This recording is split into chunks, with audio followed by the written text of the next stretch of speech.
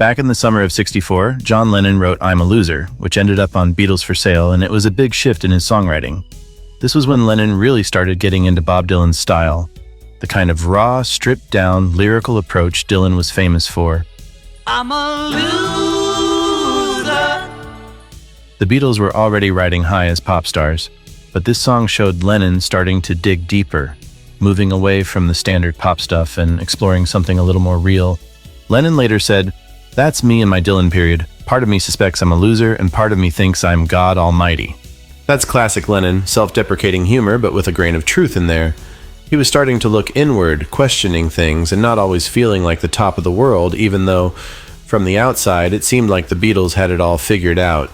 Dylan's acoustic vibe and meaningful lyrics were a huge influence on Lennon, and this was one of the first times he let some of that vulnerability show through in his music.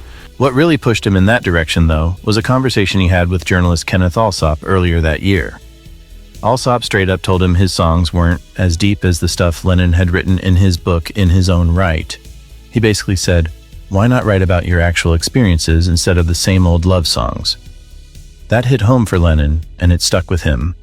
You can see that shift happening with I'm a Loser, and later it really comes through in songs like In My Life. Musically, I'm a Loser has a definite folk feel to it, but it's still got that Beatles polish. Paul McCartney even called it a folk song gone pop. Lennon's doing most of the singing, with McCartney backing him up, and there's a nice little harmonica bit in there too. What I appear to be. They were listening to a lot of country and western at the time, which is where that melancholy vibe comes from. Country music is all about losing something, your truck, your dog, your love. So it didn't feel weird for Lennon to sing about being a loser. The actual recording of the song was pretty straightforward. They knocked it out on August 14th, 1964, in just 8 takes, no overdubs needed. The song was previewed a bit before the album came out too on the BBC show Top Gear in November. They also recorded another version in 1965 where Lennon, being the joker he was, changed one of the lines to "Beneath this wig, I am wearing a tie," because of course he did.